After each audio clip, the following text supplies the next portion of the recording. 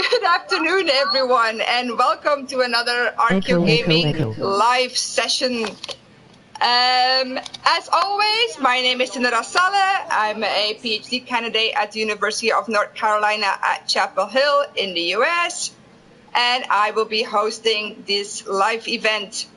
Today we are going to play Assassin's Creed Odyssey, so we will dive in ancient Greece.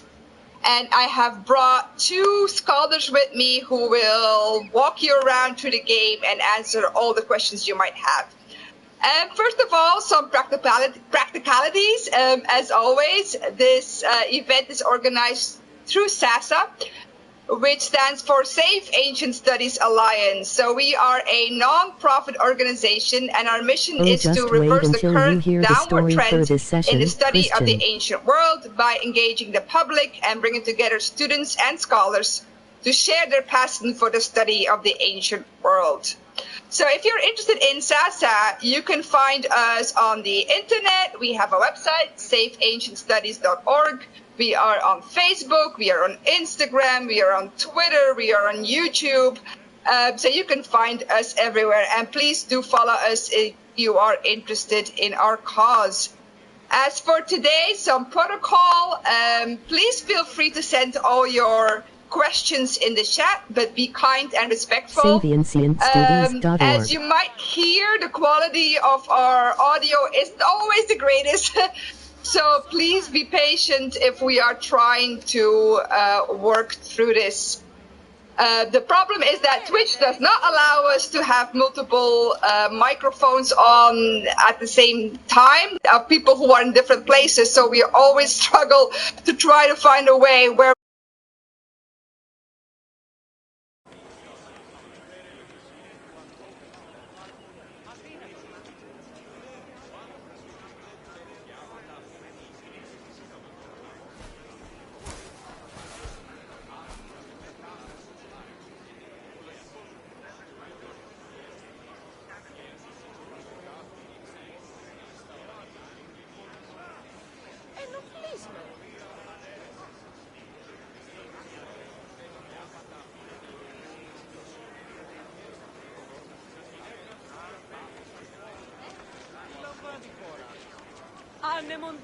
ο άνθρωπε!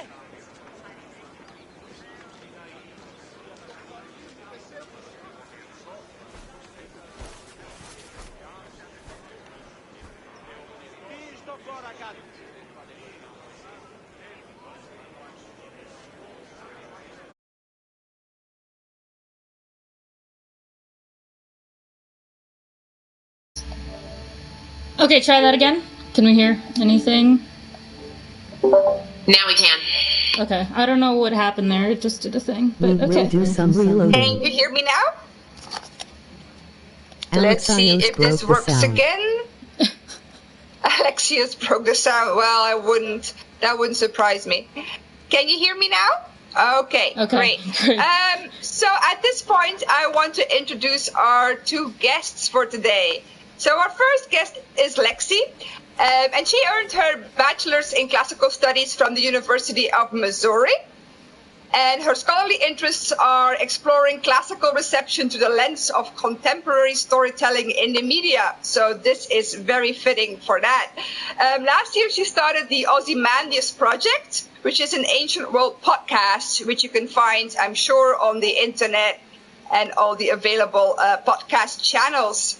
She plans to pursue a master's next year in Southeast European Studies at the University of Athens, so she will actually be moving to Greece over the summer. Our second guest is Kira Jones, who has a Bachelor in Classics and Latin from the University of Georgia, and she completed her master's and a PhD in art history at Emory University. And she currently researches Minerva as a Roman goddess, apart from Athens, I believe. And she's also very interested in archaeogaming and classical reception in pop culture. So welcome, Lexie and Kira, and I will leave it up to you to guide us around. And thank you for being here. Great. Thanks, Tina.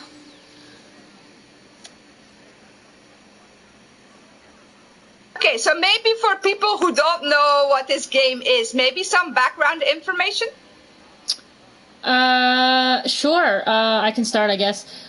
So this game is set during the 5th century BCE, during the Peloponnesian War, which I believe are years 5... Oh gosh, this is testing me. Crap. I can't actually remember. I'm so bad with dates. I am so sorry. But either way, it's during the Peloponnesian War. And I guess without spoiling the game for people who have not played century. it, That's all you need to know. It's basically... Ooh, I've not had to recap this game for people who have not played this before. I would say it's the central story is about a mercenary, a Greek mercenary, who essentially has to go run around Greece and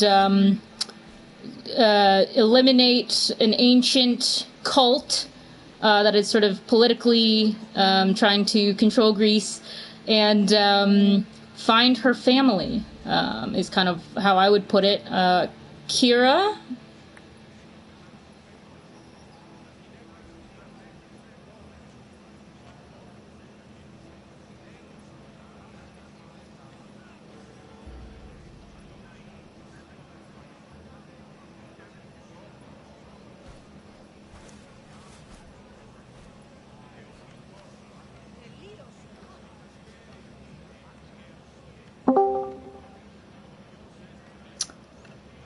Okay, so let's get going. I believe you start in Athens here. Okay, hang on. Kira, your audio is cutting out here, so I cannot hear you very well. Your audio is very low. Can you pop that up for me?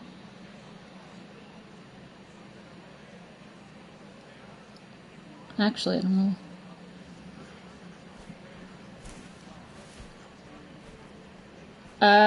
I can only hear you coming through my phone. I can't hear you coming through... Can people hear Kira?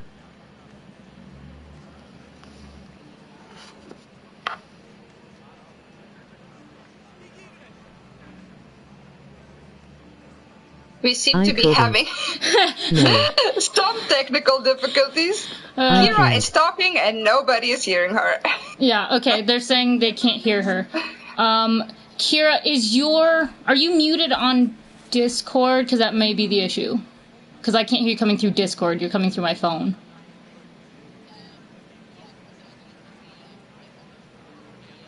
You should. Yeah, we need you to, we need you to use... Okay. Yeah, there we go. How about now? Yeah. Okay. Yeah, we can hear you. So, Cool. everything Hooray. you just added, do you mind saying again? Because did not hear you. Sure. Alright, so, are you getting the echo, or is that just on my end? That's just your phone. So keep on talking, Okay. Kira. We Yeah, because we can hear you. There we go.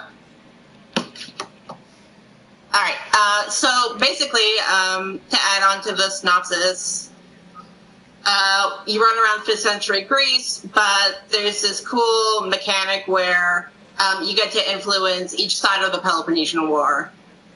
So you're not just running around trying to disrupt this cult, but you also get to help out Athens sometimes, and you get to help out Sparta. So you really get to take a tour of most of mainland Greece and some of the islands. Sweet. So I decided we should just start off here in the most iconic of places, some place that everyone will hopefully recognize, which is we are standing right on the Acropolis in Athens, because it's a really beautiful recreation.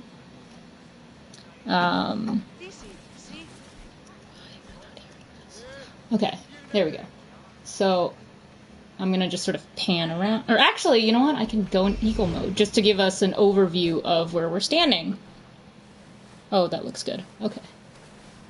So here we are running around, or flying around the Acropolis. So the overview essentially is this is the Parthenon, and then some of the other buildings on here. Where is it? Right here. This is the Erechtheion, and then we have a couple of the other buildings, which, Kira, you can jump in if I'm wrong, but I don't think most of these buildings existed in real life up top here. There were only a couple buildings, right? Yeah, I think what they've done here is they've added in some of the archaic stuff. Mm-hmm. So we know that they've got the Erechtheion there. They've got the Parthenon, obviously, the big Athena Promachos statue. And we've got some gardens. It's been a long time since I actually looked at the site map of the Acropolis. But they've got a lot of votive temples up here too. So yeah, there's definitely some creative license, but I mean, it's on par with what you would expect at a sanctuary like this. Hello, chat. Hey, guys. Yeah, for sure. That's what I kind of thought. They got the main buildings, which is like the important part. People in the U.S., you can go see a recreation of the Parthenon in Nashville. The architecture of the Erechtheion is so hard to actually get. It's such a weird building. Yeah. Well, since we're talking about it, why don't we head over there? Because that seems like a fun stop. Not only for its history, but just like the architectural stuff is really cool too. But yeah. Alright, so here we're going, and then this is a pretty good view of it, I think. Here we go. True, I've been there. Great. Okay, so you want to start us off with something about this? Go ahead, or I can. Either one. Hello, I'd4Fix. Thanks for joining us. What's interesting about playing this game is that you really see how colorful everything was. Like, when you go and visit these sites, all you see is rubble, and it's gray, and, you know, red sand and dirt. But in this game, you really see just how beautifully painted things were, and the bronze and the gold is so shiny, and the flowers that are being added. I think that is what most impresses me playing this game. For sure, and I mean, they got a lot of details right about it. I mean, it's definitely... Actually, they toned down the colors, because in real life it would have been a lot brighter than this. In a conversation with a game developer, they basically just said that if they made it as bright as it was in real life... so glad you it caused the lighting department too many issues, because then you would have too many like glary weird things. So it's really funny that it's still bright, they still maintain the color, but it's still not as bright let us know if you have as any it should have questions. been. Yeah, it's pretty funny. But if we head go ahead. One thing I do want to note is that not all of the frescoes that you see are accurate.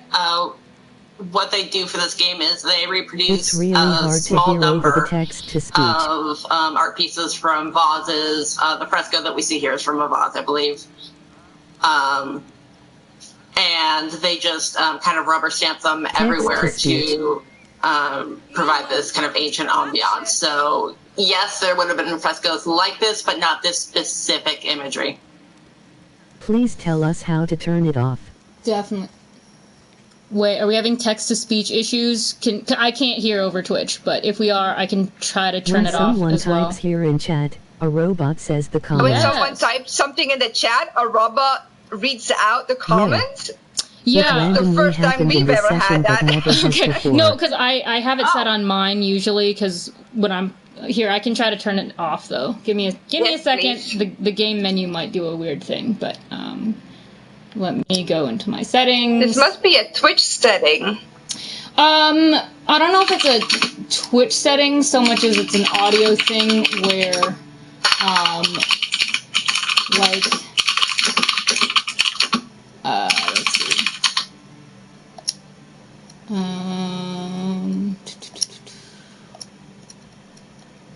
Let me see.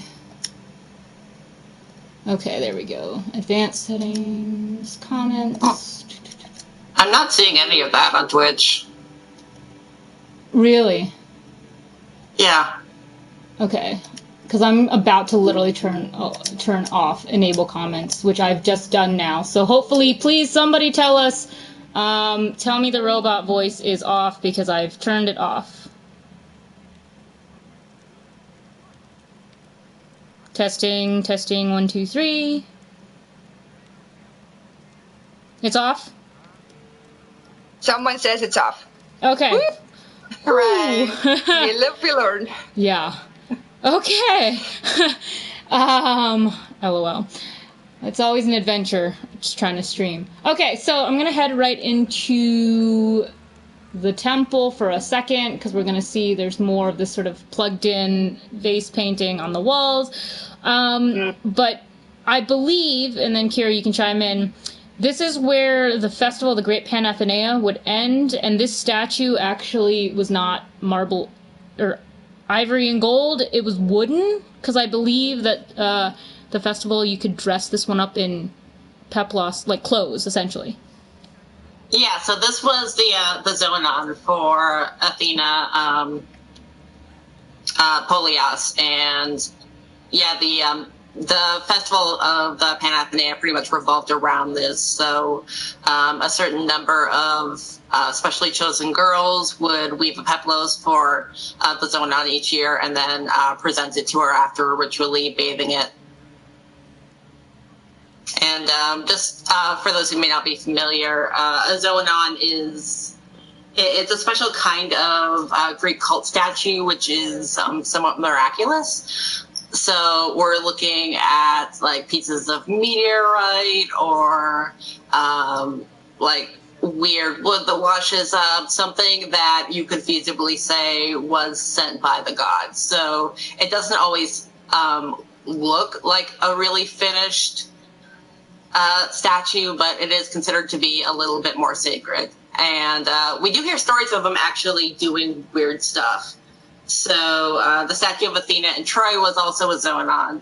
And when that was taken to Rome, we get anecdotes about how, one guy who wasn't purified looked at it and it made him blind. But, he was a good Roman, so he saved it anyways to save the Republic. Because just a good Roman thing to do. But there's another story about it basically turning away an entire horde of Gauls from sacking the city. So, yeah, these statues get up to a lot of stuff. Uh-oh. Yeah. I figure. I mean, this is a beautiful, recreation basically for the game. I think it's just kind of like a smart creative choice to just, put yet another golden statue in here. Yeah, definitely not totally accurate, but still pretty. Yeah, Chris Sullivan-Teen is so cool to see, especially with all the torch lighting effects and the buildings. You can really get a sense of the monumentality. Yeah, for sure. And then one thing that I noticed was they kind of put the frieze for the Parthenon itself, they made it bigger and put it on the outside where it wouldn't have been. And I think it's the same repeating image. I don't think they actually did a lot more. No, I think they've got the frieze up there. The Ionic frieze. Oh. You have to climb up to see it, though. Okay. I was going to say, because usually I kind of bypass it and I go right in, but... Yeah, but you're right, Lexie. I did hear that they only made a certain amount of friezes, and then they kind of recycled them on other temples that you encounter through the game. They didn't make 500 different friezes for each temple, but they still made a couple of them. Yeah. Well, here we go. Yeah, and I do want to note that it's not laziness that they didn't make different friezes for every building, but this stuff takes a lot of manpower and money and time to do. So they did a certain number of them to give the sense of historical accuracy, and then, eventually they have to put the game out so people can play it. right? They could Yeah. have been working on this for 10 years for no reason. Yeah. Yeah.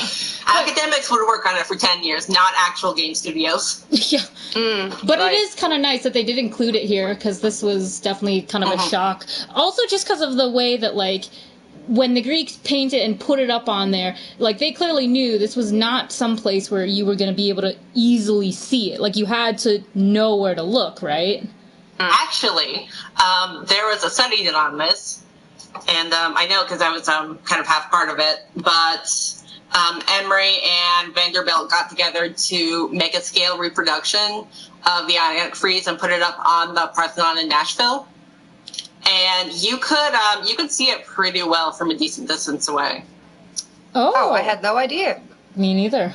Yeah, it's the if you look up the Parthenon project in Emory, we've got like a whole video out there on it or something. Sweet. All right, here, I'm gonna just kind of get us down. Arms must kind of hurt. Ow! Okay. See, okay. Maybe it wasn't the smartest to drop down into the brazier fire, but, you know, it's fine. It's fine. So, all right, heading into the beautifully recreated interior of the Parthenon. I did kind of want to come in here because it's, like, my favorite room ever. Yeah. But, yeah, this statue of Athena Parthenos, it's like the most famous statue in Greek history, and I'm really, really happy that they included it in the game. She looks great. Like, yeah, I don't know. It's fantastic. Let's see if we can get closer, actually. Yeah, I mean, the striations on the ivory and everything is just spectacular. I like, don't want to climb on her, because then you can't, like, see her, but, you know, it's always a temptation. So I think, though, fun fact about her is, like, when Athens was, like, losing the war, losing money, and they were getting poor, because she was made out of ivory and gold, when they wanted money, I think they could literally take metal sheets off the statue and make money out of it. So, like, I just find it kind of hilarious that, like, you could literally take a layer of her drapery off when you're poor. Yeah, and they had to keep repairing it because the inner frame was made out of wood, and they had a big problem with rats. So they would... Didn't they not only, like, go up and nibble the wood, didn't they actually live in there? I think so, yeah. The shocking secrets of ancient Greece. Yeah, literally. You would think that the gods would protect their own statues a bit better against rodents. Yeah. But otherwise, I think they did a really great job of recreating the interior, although I'm pretty sure they didn't have these shields on the wall. I don't think. Yeah, I'm not sure on that. Okay. I also heard something about the water in that place having a practical function. Yeah. We think it essentially was placed in there to control the humidity of the room. So it's basically an ancient humidifier, because also, like, the wood in the statue, it would, like, because of the climate, it would have gotten probably too dry without some kind of humidity. You can correct me if I'm wrong. Yeah, especially the ivory. Yeah. So it's a really cool addition. I was really, like, fairly shocked when they put it in. But if I'm not wrong, I don't think that every single, like, temple had a little pool of water in it. Like, I don't think that the Temple of Olympia at Zeus had one in there. No. Not that I know of. It definitely wasn't usual. Yeah. So, kind of special. Pretty sweet. I'm gonna kind of exit. Pretty smart. It was really smart. They did just such a great job. I think I remember something about, like, when recreating the front of the temple as well. So those, like, rows of bronze shields, they wouldn't have been on there here in the 5th century. I believe Alexander the Great started sending shields of conquered peoples back to Athens, and then they put shields up on the Parthenon. Kira, do you remember anything about that? I don't. I know that the metopes are from the Temple of Zeus at Olympia. Yeah, those are definitely not correct. And then kind of the pediment area as well. They look beautiful in the game, but those are definitely not bronze. And I think that's also from a different temple, because that is not what's usually on there.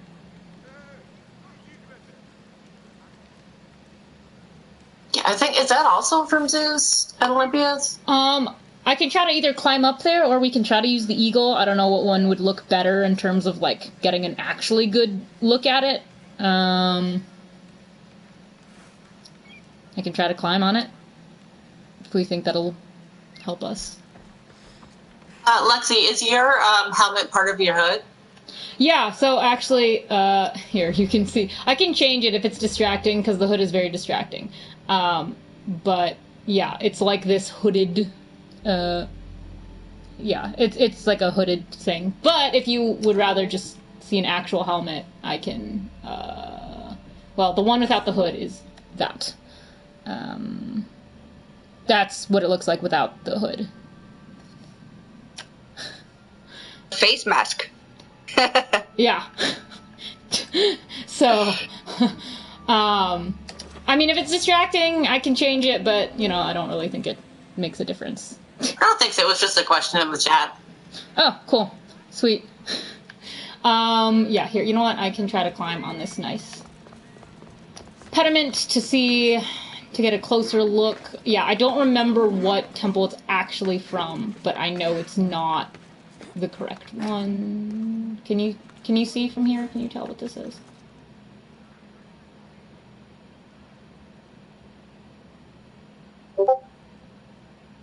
Okay, not Olympia.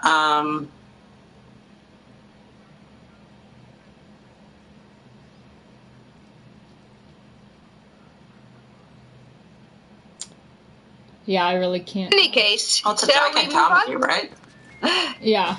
Either way, it's not the right one, and it's definitely not in bronze. Those are actually what the Elgin marbles are, so when we talk about fighting about actual marble statues, that's where it would have been. So that's what's in the British Museum.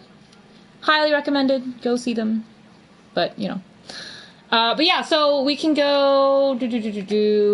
Kira, do you fancy going to Piraeus, maybe? We can talk about some of the naval elements? Yeah, let's do it. Okay, cool. There's probably going to be a faster way than me running, but... I could fast travel, but that takes forever. Actually, let's see how far. Where am I going? Where am I going? It's a little hard to orient myself directionally. Ooh. Actually, you know what? I will fast travel there. That would take me quite a while. But yeah, so while we're fast traveling there, if anyone has any questions, please submit them in the chat. We want to answer lots of great questions. Well, Lexie, you just got admonished for using the term Elgin marbles and not Parthenon marbles, so... Oh, yikes. Okay, excuse Shame. me. Excuse me. Okay, well, you know, sometimes you never know. Some people know them by one name, not another. Gotta go with, you know, most recognizable, I suppose. Sorry, Parthenon marbles.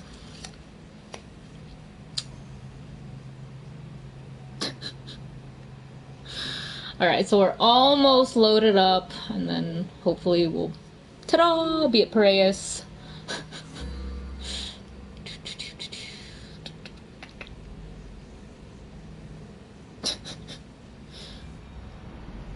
Alright, here we go. We should be loaded. Alright. I'll jump down. Alright, cool. Yeah, I'm pretty fond of Delphi myself. Yes, it's gorgeous, isn't it? Just the entire recreation of the temple. Like, it's a gorgeous location. Okay, So I'm gonna call my ship just so we can kind of see So it. how do we all feel about the game versions of historical people like Herodotus or Socrates? Or Alcibiades, my personal favorite. It's terrible. It's terrible. Cool. Okay, I'm gonna back up a little. I mean, I think that Socrates was pretty accurate because, yeah, just like you said, I wanted to punch him the entire game, which is how I feel when I'm reading him. So, yeah, I consider that very accurate. Although the writing for him was excellent, because honestly, half the time I'm like, I would never be able to just pop out that sort of circular arguing that he's able to pull out and sort of make you, or make... Oh, the writing was genius level. Yeah. Just to be able to have either Cassandra or Alexios kind of, after every interaction, be like, what on earth did I just hear? What's going on? My claim to fame is that right when I started playing, I was bitching about Socrates on Twitter, and the writer who did all of his lines actually saw my tweet and liked it. Oh, that's great. Alright, so I've called our ship the Adrestia here. I'm not an expert in naval warfare, so there's not much I can say about it, except for the fact that while it looks gorgeous in the game, and you do need like something that's passable for naval warfare, here, I'm going to actually kind of take our ship out so people can get a sense of what's going on if I'm sort of on the ship. So, yeah, I've been asked a lot, like, would your crew essentially have been standing on the top of your trireme as it's rowing about, kind of ready to attack people should they attack you? The answer is no. Kira, I don't know how much you know about triremes, but from my understanding, the ship, like, having everyone standing on the top would have made the ship too heavy and would have made the entire ship capsize. Yeah, I don't really know that much about triremes, but that's what I've heard as well. So... And obviously add-ons like the flamethrower aren't accurate. Yeah. Do you know if, like, they would have had big sort of figureheads at the front of their ships, kind of above where your ram would be? They had figureheads, but not that big, I don't think. Yeah, they made these really big. Yeah, it seems to me like if you were ramming something, that figurehead would get stuck in the other ship. Which would probably be very unhelpful if you're trying to quickly ram somebody and then move away.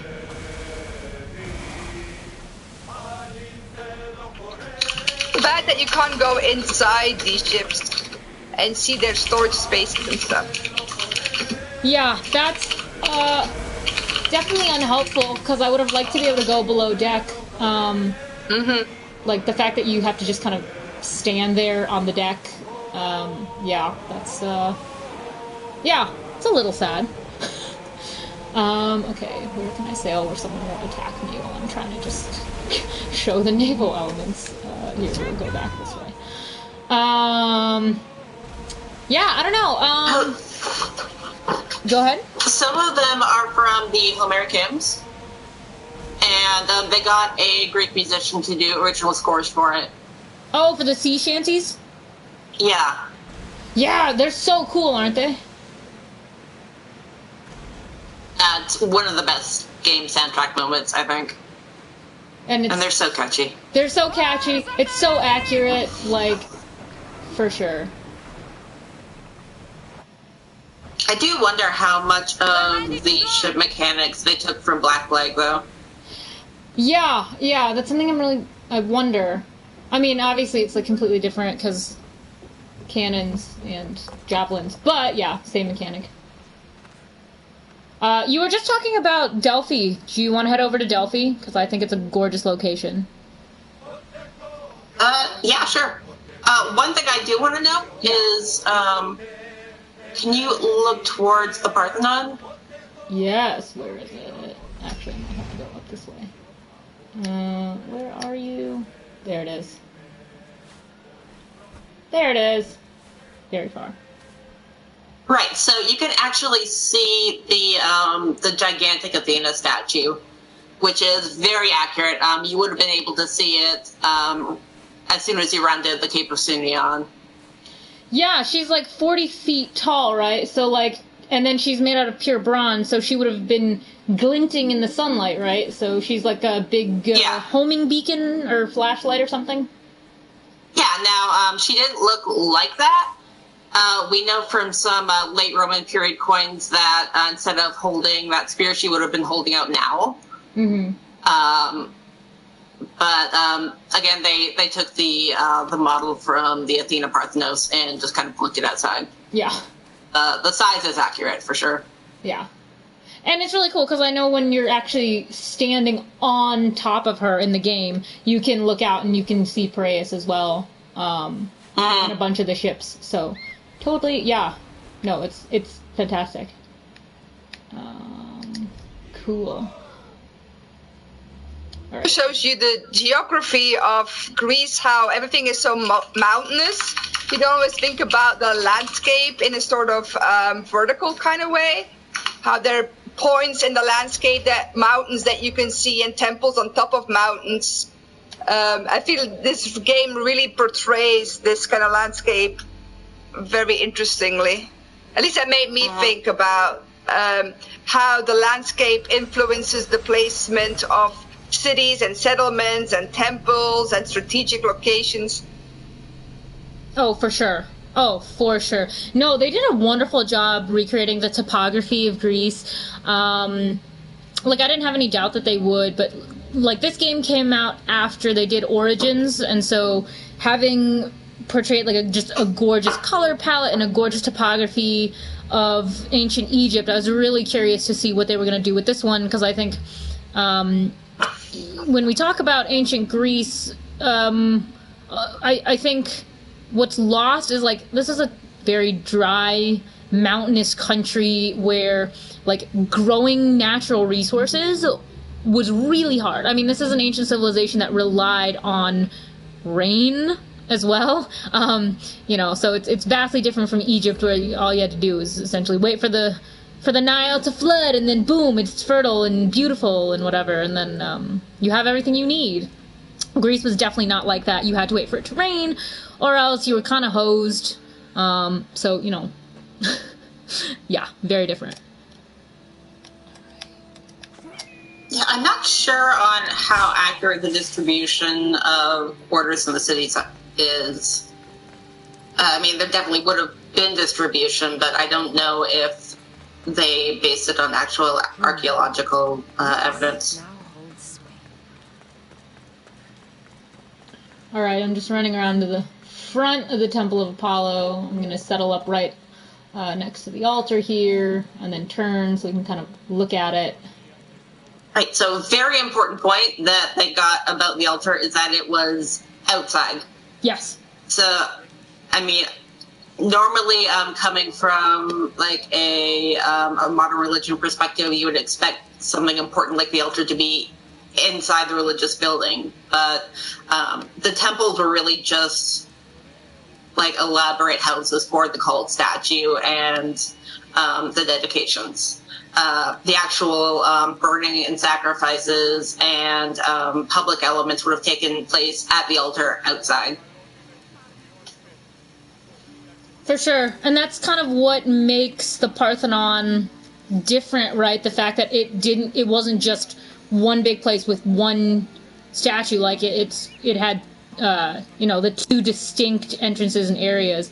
I'm pretty sure not all temples had a back room for a treasury in there. Yeah. Definitely not the older ones. Yeah.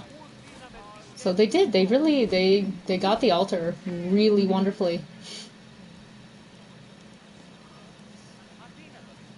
Let's see. Okay. Let's see if I can walk a little closer to the actual temple. I don't think we can go in, unfortunately. think we're kind of locked outside. Yeah, I think you can only go in during the story. Darn. But it's not especially accurate. Yeah. So I'm not as familiar with what should be on the pediment and the metapiece, but I can tell. I think this is again just like plugged in. Yeah, it is not this. Okay. We've got the metapiece from Zeus at Olympia again. Yeah, and then. I mean, we've got pedimental statues up there, but they're definitely not from Delphi. Yeah. I was gonna say, are these lions? They almost look Persian to me, but I can't actually tell. I can't tell. But, and then they've got... So beautiful, though. It feels like you're there yourself on like a warm summer evening. Yeah, and then they have the theater right up here, right? If I can run to it. And scale a wall. Yeah, so, the thing about Delphi is that it is basically up. You know, somehow, no matter what direction you're going in, you're still going up. Yeah. And the theater is right at the top of that. So I think... Was the theater actually round like this? Because I'm pretty sure this was more of a Roman thing, to have it completely round.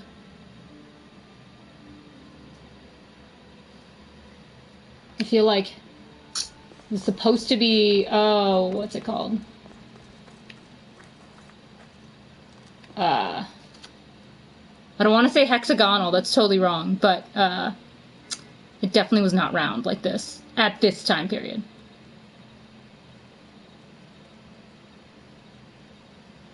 I just wondered, because you had to buy tickets to get into the theater, right? To go see a player performance.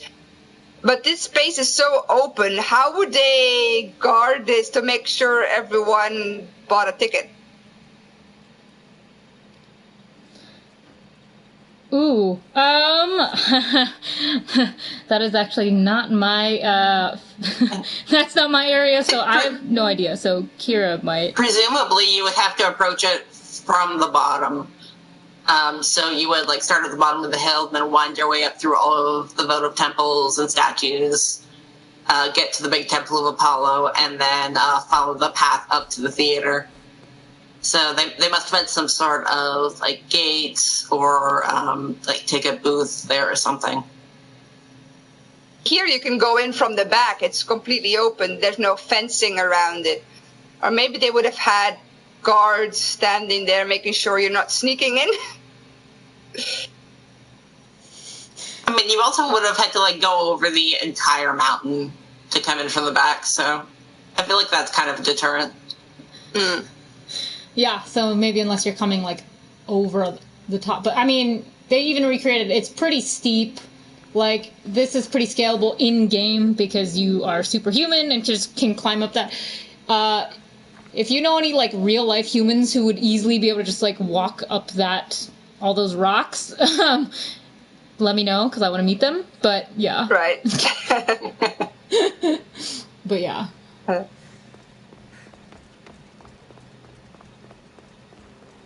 So can we go down and check out some of the votive temples? Yeah. So we're just going to kind of run around here. If I can remember where they placed them. Wait. Over here? Yes. The Sibley stone there. Is that how you pronounce it? Sibyl. As you can hear, I am not an ancient Greek expert.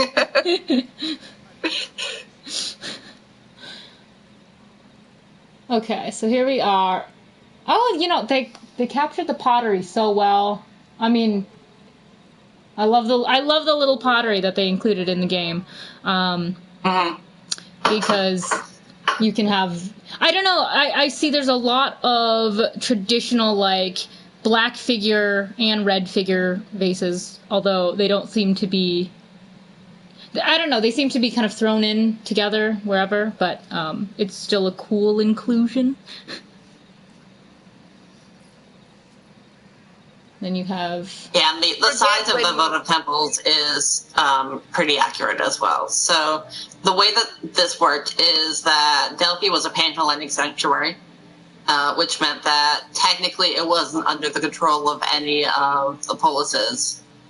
But everyone could essentially build their own small votive temple so that they could store their own offerings in there.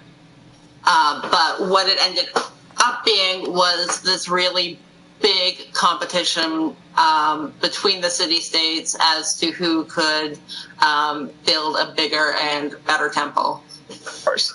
So if you go down to the very bottom, like the entrance of Delphi, oh, yeah. There's a big monument from the Spartans there. And essentially what they did was after they defeated Athens, they erected this gigantic monument of 12 Spartan generals right in front of the Athenian treasury. So it's the first thing you see when you walk into Delphi. And then, it's basically this constant reminder from Sparta to Athens that, yeah, we kicked your ass, and we're going to spend money on it to make sure everyone knows. Yes, they did have tripods on top of columns. They stuck so much shit on top of columns. They're always right. So we've got the Spartans on the left here. The question: how come some of the statues are naked and other ones are clothed?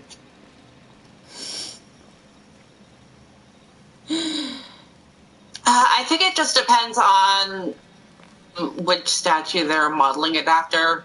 So again, they took basic types.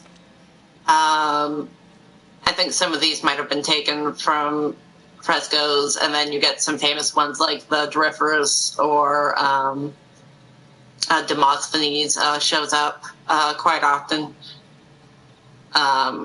So some of them were clothed, some of them had like a short cloak on, but I don't think there's any real reason to it beyond that.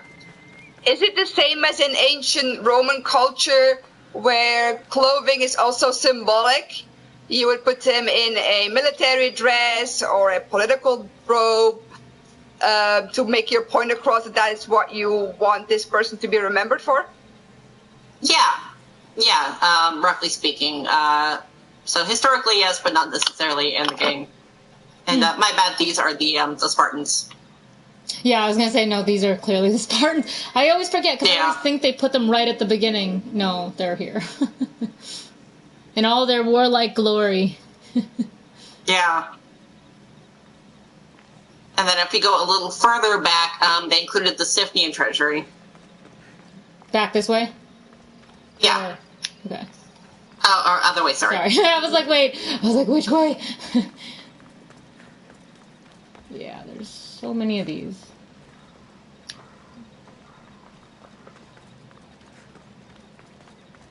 There we go. Just keep following the path back. I think if we turn left here. Right here? Yeah, it's right around in here somewhere. Yeah, I was like, wait, is this the, They're naked. Dedication of the King.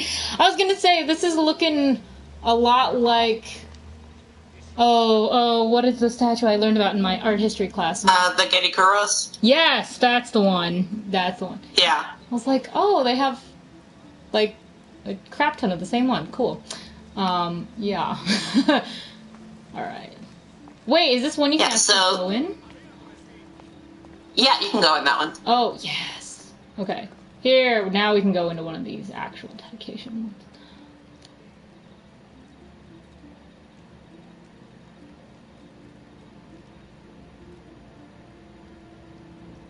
Huh. Yeah, they kind of do. The point of them wasn't really to be individuals. Yeah. Would you depict political leaders completely naked? No. You could if they wanted to be heroic. Yeah.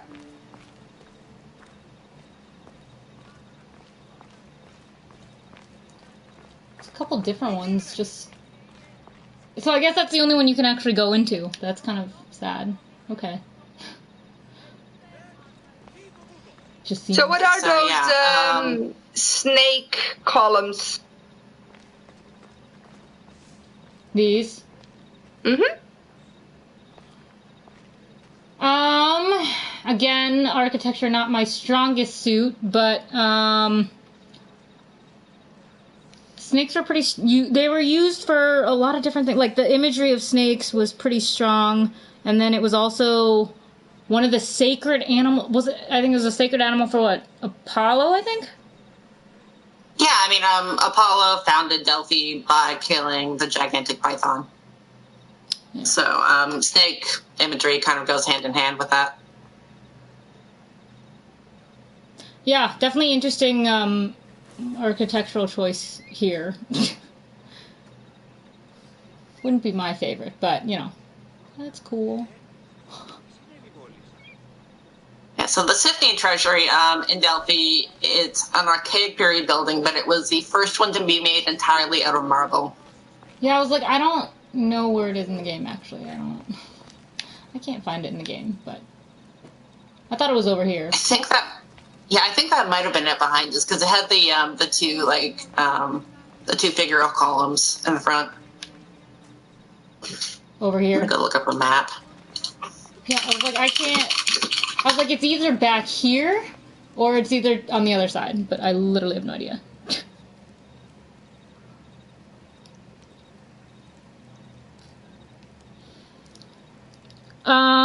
In answer to your question, modern Greek and ancient Greek are extremely different. I believe in Greece, sometimes they teach a little bit of ancient Greek. I'm not sure what kind of requirement it is. I'd have to ask a Greek friend of mine. But essentially, no. If you are a modern Greek learning just modern Greek, you would pretty much do the same thing that all of us foreigners do, which is go up to a slab of ancient Greek and say, I don't know what that means. Because I believe the grammar structure is completely different. I mean, the only advantage is you can read the letters because you're already familiar with the alphabet, but you would really have no idea. So, yeah, you could probably sight read just by pronouncing all the letters, but you would literally not know what you're saying.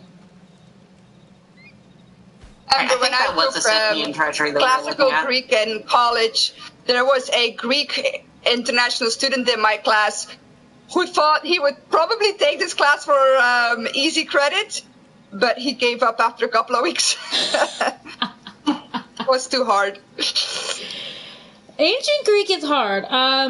You know, for, I guess, just a little nugget for all the linguists out there who may be watching. Yeah, I mean, I would say just in terms of, like, your very basic, easy differentiator is in the pronunciation of some letters. So ancient Greek, you would see a beta and a delta, and they would be pronounced b and d. That is not the case in modern Greek.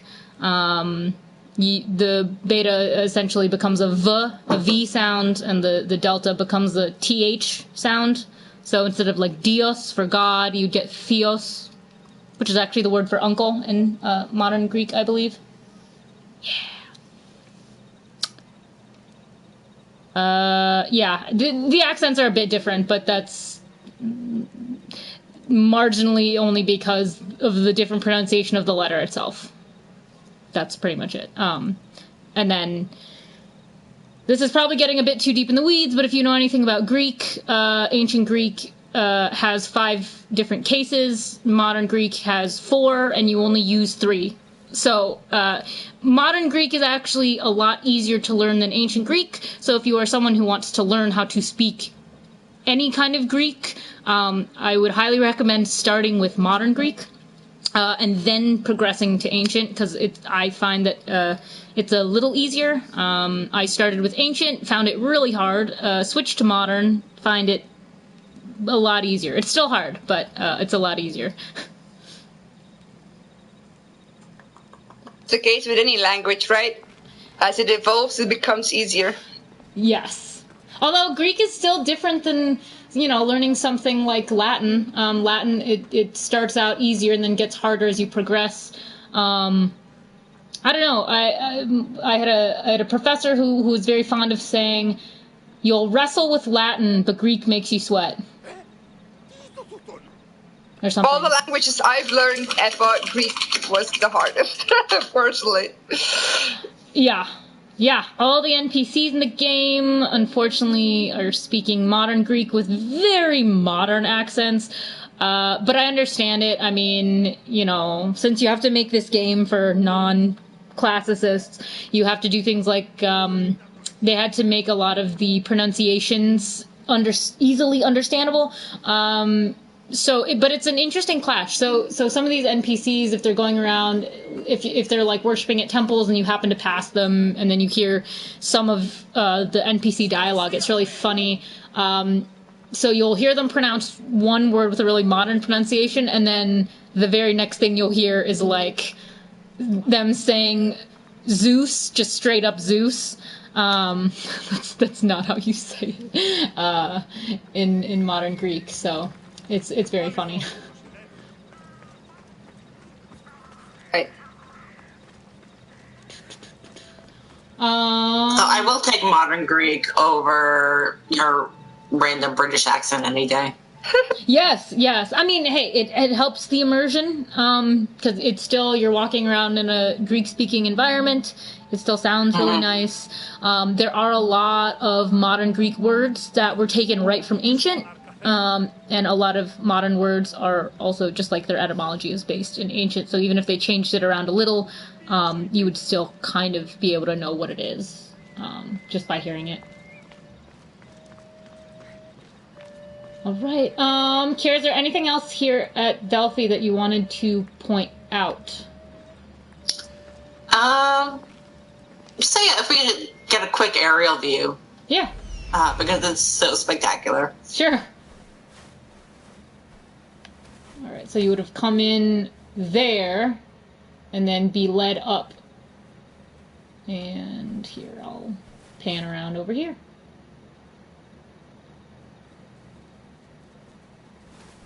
Yeah, so it just zigzags all the way up through all of the city, votive temples. We've got the Temple of Apollo here with the Delphi Charioteer out front. Yeah, he's right there. We've got the gold palm tree, the Nactian Sphinx. And then at the very top we have the theater. And you can definitely tell from, like, looking at the rest of the mountain, this had to be cut into the sheer, like, side of a mountain, because everything is pretty mountainous. So it's actually quite amazing that they were able to cut all this into the side of a very steep mountain. Yeah. And it really looks like that in real life. If you've been to Delphi, I've stood kind of right overlooking here, and, yeah. Pretty incredible. Gorgeous. Alright, so where am I? Okay, so I'm down there. There we go. Cool. I'm trying to think. Let's see. Let us pull up our big map and see what we're close to, because I'd like to avoid fast traveling if possible. They don't have a lot, but they do have a bit of Thermopylae. We could try heading over there. There's not much there, though. What about Mycenae? I mean, it's a fast travel, but... Yeah, I mean, that's fine. Okay. Fast travel? Okay, let's see. Hang on. Where are you? Okay, Megaris is there. I forgot where they put it in the game. Oh my gosh. House of Agamemnon. Go up, right, and up. Oh, there we go. Okay, so I'm going to mark that so I know where I'm going. I think this is going to be the closest fast travel point. Yeah. Yeah.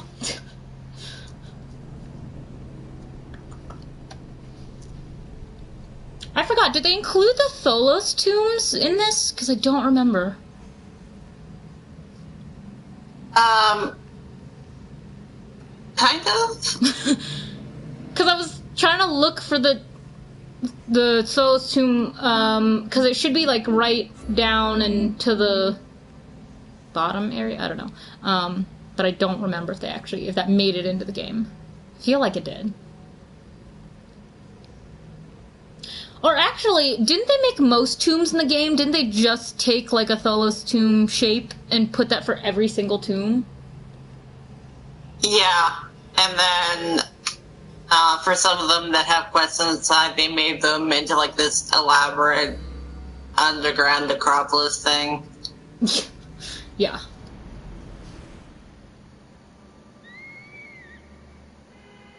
Someone asked, was it actually a fighting arena on Crete? Or is that just a game?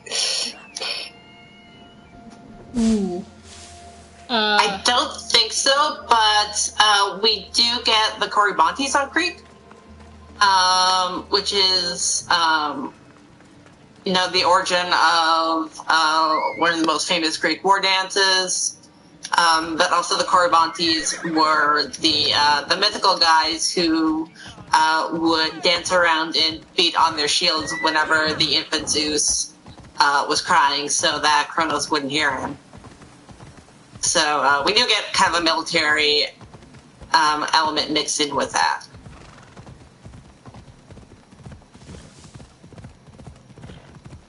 Yeah, I was gonna say, I am not... I did like 1% of my studies on Crete, and that was pretty much Knossos, so... yeah, unfortunately don't know much about Crete. You do have a beautiful horse, Lexie. Thank you, it's Pegasus, actually. Or modeled to look after Pegasus. So pretty. He is pretty. Usually I ride around on the sacred deer, but it's not very helpful for jumping off cliffs, because my deer will just die. But Pegasus, he glides off cliffs, so you can jump from, like, any height, and, yeah. Oh no, if it's a restricted location, I don't know if we can actually walk around it without me, not being... Oh, there's bandits in there, yeah. Okay, well, I'm gonna see, maybe we can get toward the Lion Gate, and then... we might be able to just see the Lion Gate, but I don't know. Trying to get around to the front. Oh, and not get attacked by wolves. I have no idea what direction I just went in. This is really funny. This is what happens, I swear, when you play the game. You're like, I don't know which side I'm going in. We did. Okay, there we go. Oh, please don't attack me. Nobody attack me. There it is. There it is. Although they don't actually have the lions, which is hilarious. Because it's called the Lion Gate.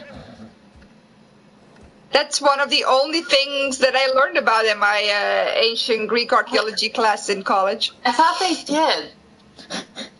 I know, I thought they did too. It might be, but let me just see. Okay, so but that's what the entrance looks like.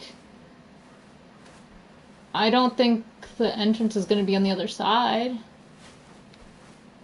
No, that just looks like a bunch of rock. Should have it in the game. Because I found a picture of it on the internet. I know, I was like, I swear I've seen it too, but I'm like, I don't remember what side. Unless it's over here, maybe? We're gonna just... Wait, unless they wouldn't have put the statue on the inside of the wall. I don't think so. Oh, is that it? Yep, that's it. Yep, okay, so wait, where am I? I'm over here. Okay, so... that's annoying. Oh, that's annoying. Okay, so I have to go to the other side. I swear, I could have thought that the entrance was actually on this side, because this is what it really looks like, but never mind. Alright, close enough. Alright, so we're just gonna kind of gallop around to the other side. Ugh. If I can avoid getting attacked by these lions, that would be fantastic. No, they're gonna come after me. Alright. Okay, here they are. Here they are. Hopefully I'm not gonna be attacked. No.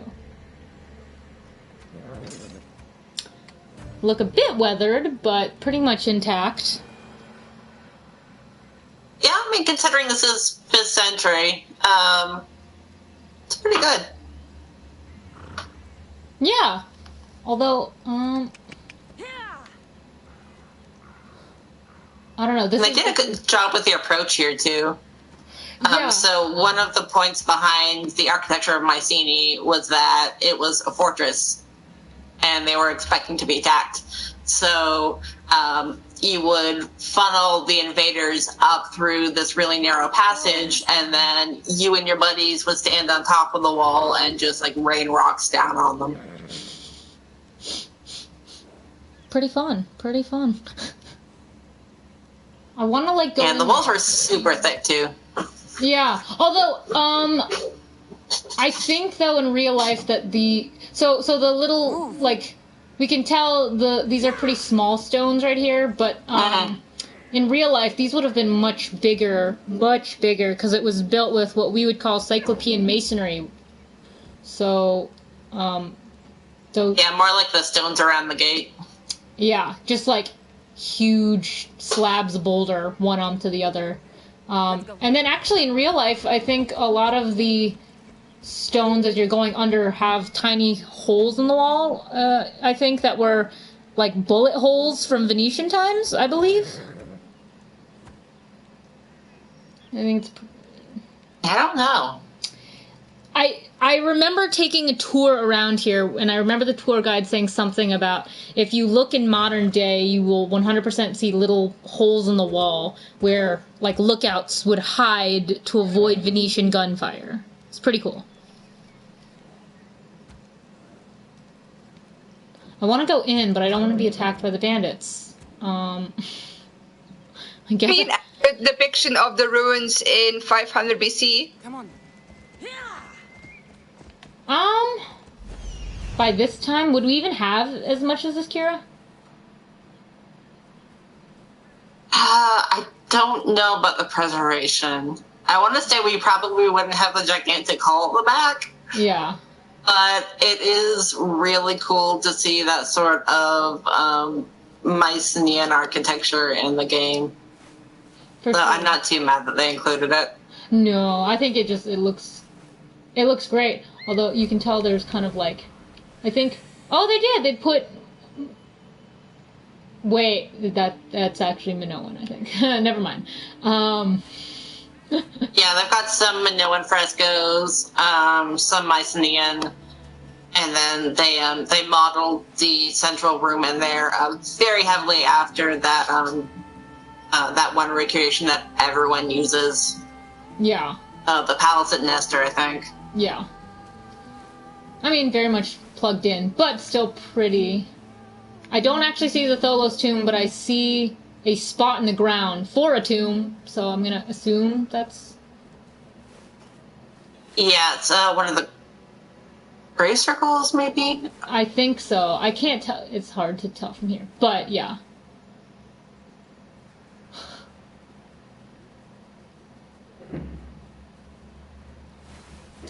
Yeah, I think... Yeah, I don't know. It's a nice recreation for the game, for game purposes, for sure. Uh-huh. And it's so cool to actually, like, walk in the really old buildings because they've got them all painted up. Mm-hmm. And the way that the torchlight glints off the paint and the gold is spectacular. Yeah.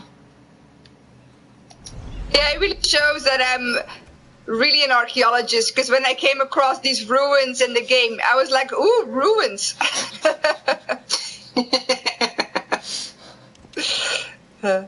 Yeah.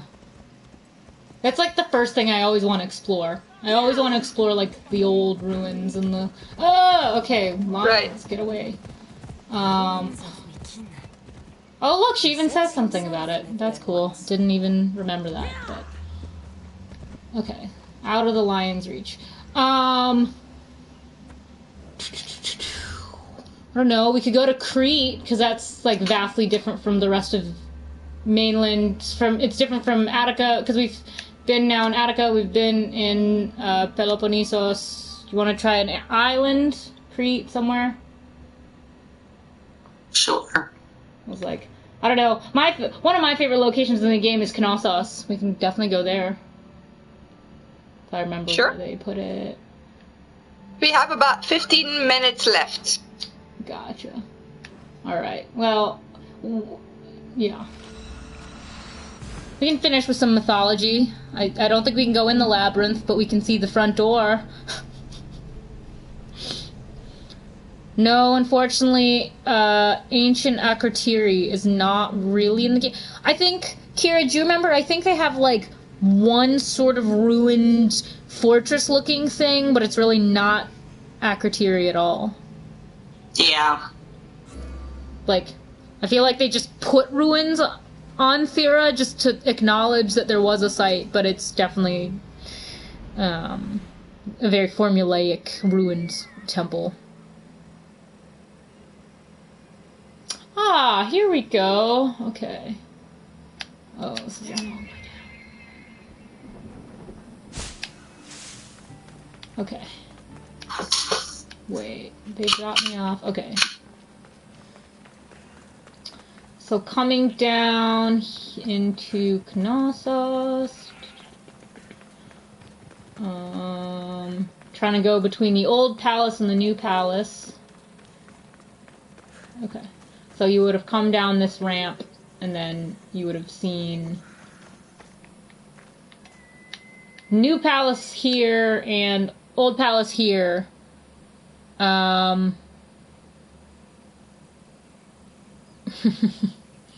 I would lose my mind if I could do this in VR. I know, me too. Like, I don't even know if I would be able to react properly. I'd probably put the headset on and then never want to take it off. I'd probably waste away and die in ancient Greece. Happily. Yeah. I mean, honestly, if I had no other video games except this one, I think I would be happy playing this alone for the rest of my life. Like, I don't think I'd need another game. All I need is this one to keep me happy here, so I'll start and I'll get us an aerial view so you can see just how massive this palace complex is. Alright, here we go.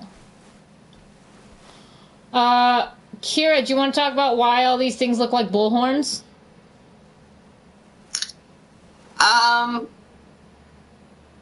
Knossos isn't really my strong point, so... Oh, okay. So, essentially, all these cool, like, little architectural things at the top, they're all shaped like bullhorns. Because the original bullhorn shape, they would have made an altar that looks like they would have called it the Horns of Consecration. So it's kind of based off the Minotaur, since he was supposedly deep down in the labyrinth here at Knossos. Not only were cattle really important for the ancient Minoan economy, but it was just like a huge motif used in Minoan art. And so I'm not sure that they like actually would have put all these horns like on the tops of their building. That's kind of like a game recreation. But you would have seen like a bunch of mini altars basically with this general horn shape. There was supposed to be like a theater out here where you would have seen a lot of athletic spectacles. They didn't really put it in the game. They kind of favored courtyards instead for whatever reason. I mean, I suppose you could look at an area like this and say, oh, a theater, but they would have had seating. But there was supposed to be like a giant altar essentially, where you would have like bull sacrifices. Yeah, it's a cool architectural feature that they put in. And then, let's see, what have I been asked about a lot? Oh, red. So there's a lot of red used in-game here, especially for the columns. This is like a unique Minoan architectural feature, the red columns. You wouldn't really have seen these other places. Certainly not until the Roman era, the Roman period. Yeah. So yeah, these red columns are really unique because they only really show up in Minoan palace structures.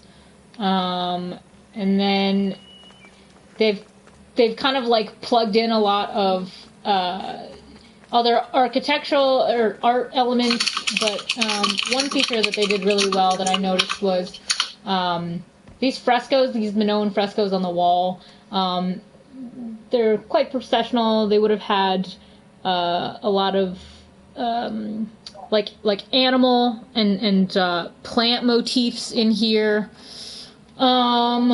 This one, I think they just kind of repeat on the first floor. Yeah, they've repeated these. I'm trying to dolphins. Yeah, they would have, like, the biggest motifs are the dolphins and, like, the reeds, and I do know in the game that they did actually put the dolphins in the building, but for whatever reason they put them only in the basement, and that's not really accurate at all. Like, at all. They would have been on the top floor.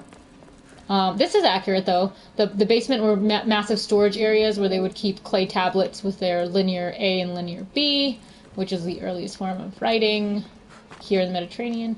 There, we have dolphins. I don't know why they're only in the basement. It's really, really weird. About it that they were found, like the plaster had fallen off from the second floor and landed on the first floor, and so at first they thought that the dolphins were on the floor, but then they were like, no, it's wall plaster that had fallen off. Yeah, as things started to degrade over the centuries, yes, things would have definitely fallen off.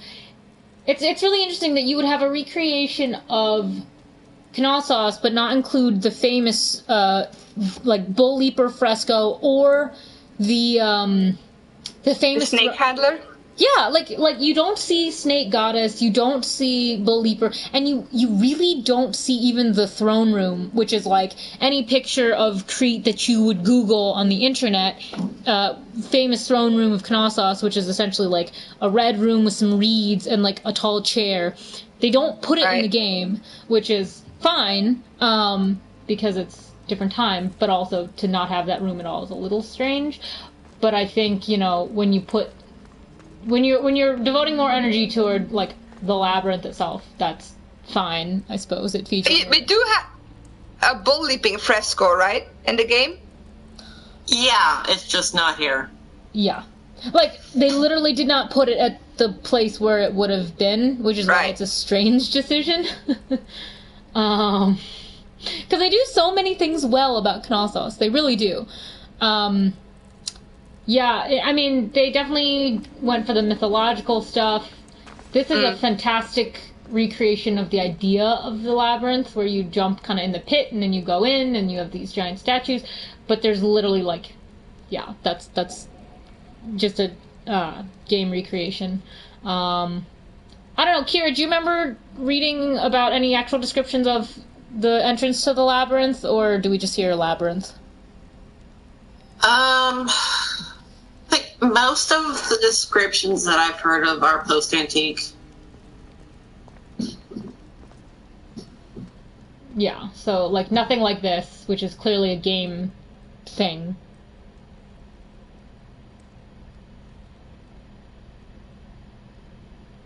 Right. But it's also what makes the game so much fun, right? That you encounter these, like, weird magical places, or if you go to Atlantis and such. Oh, yeah. I mean, I think it's wonderful that they definitely put them in, and I love seeing, like, the different artistic takes on these really mythological places. But yeah, certainly not. Certainly not historical. Yeah, I think that they had a balance to strike, because if you're going to have a power fantasy of running through ancient Greece, you're going to want to fight monsters. Yes. So they were able to use existing Assassin's Creed lore to kind of bring in all of these monsters and gods and mythological things into the actual historical period. Yeah, for sure. And then, let's see, by the 5th century... Yeah, I think that's the general opinion, Marcus. Oh, yeah. Yeah. But otherwise, you know, it's a fun game location. And I do appreciate how, you know, it's quite a few years older, but I do appreciate how they really did do a great job of just leaving these ruins as spectacularly colored ruins that you can kind of... Now, this was pretty much leveled when Arthur Evans got there, right? Yeah, no, it was pretty much... I mean, there was none of the... I mean, even today, you would never see even this much of it. You have, like... Yeah, I mean, because the original palace was like 5 levels or whatever, and then today you see maybe 2 or 3. I feel like it's 2. I know he reconstructed the famous stairway. He did.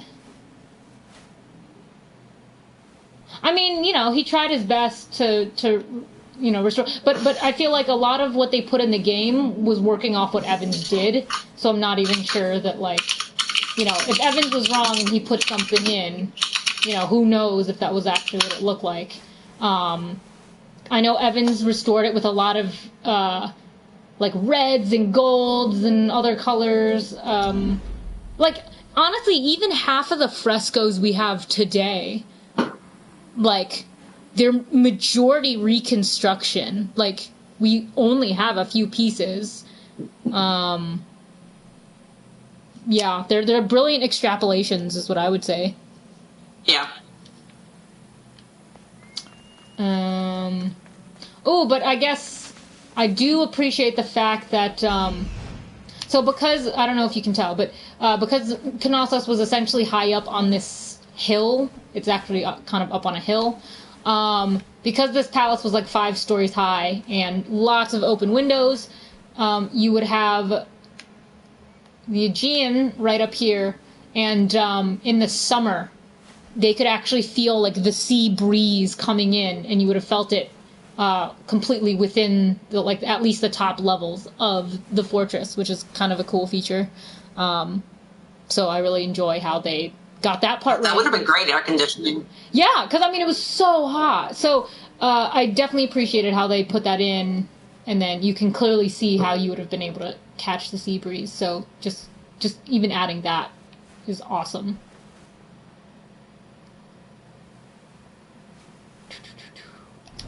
And it also really emphasizes how tied Knossos was to the sea and to maritime trade. Oh, yeah. I think, what was it? It was like the largest Minoan settlement on Crete at one point, I believe. Yeah, it was the place. Yeah, the hub. Even more than Festos, even though Festos had some pretty cool features. I'm pretty sure I even saw like a Festos disc type of feature here somewhere, but I don't know if it was actually here.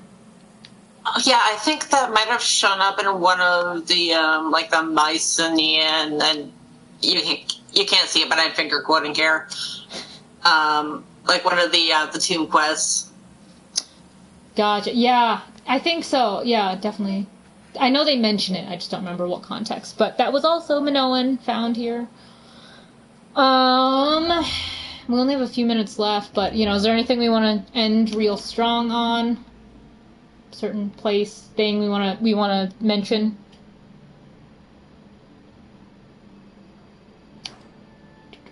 Oh, there's so much of Greece we could probably mention. Yeah, that's a big question. I know. I'm like, that's the thing. This game is so huge that there's so many places we could probably go. If anyone wants to see a certain location, please put it in the chat now, or else we're gonna just pick someplace.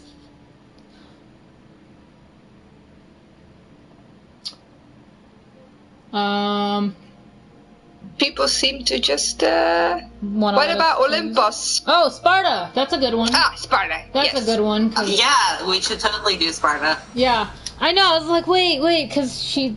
Well, in the game, you're Spartan, so we should probably talk about Sparta. That's a great idea.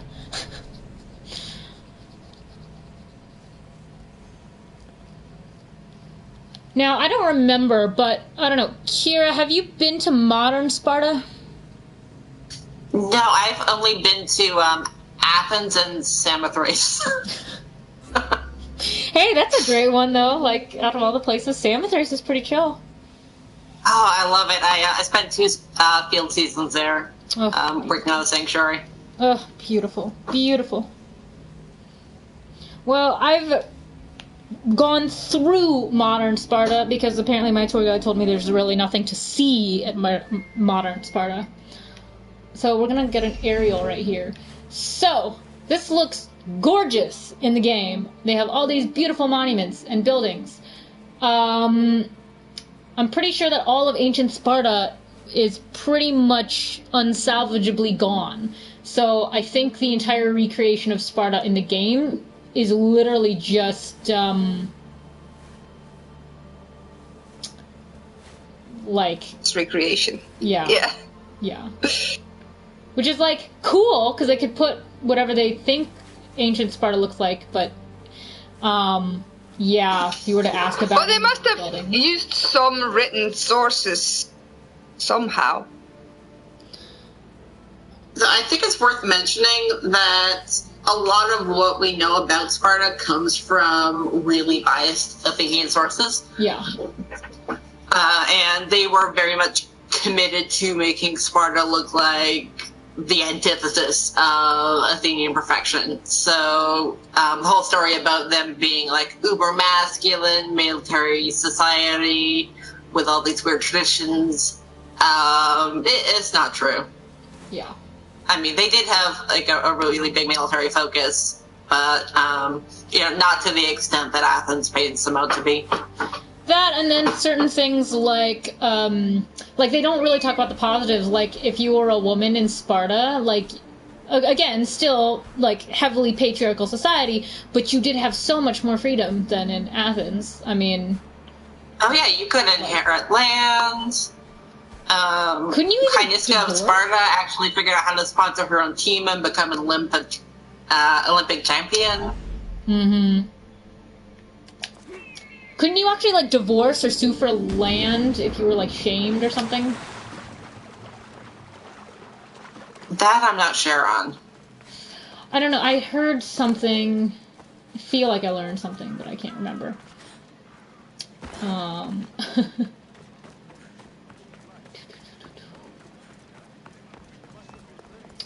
Call the flags and tents and pennants. You always forget that when you go visit ancient buildings, that it was full of tapestry and carpets and cushions. Oh, yeah. Yeah, for sure. Yeah. Although, there is... I know it's still there in, like, modern times now. There is a monument to Leonidas, though, isn't there? I believe there's, like, a giant... Like, the only thing that you can really see if you go to modern Sparta today, it's not this big. It's definitely not this big. But there is an actual... there is a statue of Leonidas that has his name on it. And you can see... And it's, like, the only thing that's left over. So, to have a monument of him here in the game is accurate. But it was not that big, and yeah, it was very different. So. Note, we are out of time. So thank you, guests, for being here today and introducing us to ancient Greece. As you have heard, I don't know much about ancient Greece, so I'm really appreciative that you took the time to come and talk to us. Dr. Jones and Lexie. Yeah, no problem. It was really fun. Love this game. Yeah, this was great. We hope you guys enjoyed it. It's definitely really fun, and if you can, highly suggest playing it. Yes, and we are all on Twitter, so hit us up on there if you want to keep the conversation going. Yeah, for sure. We are always happy to talk nerd stuff. Yeah, we'll nerd out about the game, certain elements. Art, linguistics, all that good stuff, and yeah, I don't know. I tweet random things about this game all the time. Me too. And like every other game I play, so. Yeah. Well, we're actually going to continue our series on ancient Greece because next month we will be playing Immortals Phoenix Rising with Alexander van der Wallen and potentially one other scholar. So we will look at the mythology that is being used in that other Ubisoft game that is focused on ancient Greece.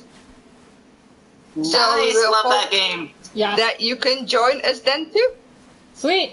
All right. Thanks, everyone. Thank you. See you next month. All right. All right. Bye. Thanks, bye. All right. So I gotta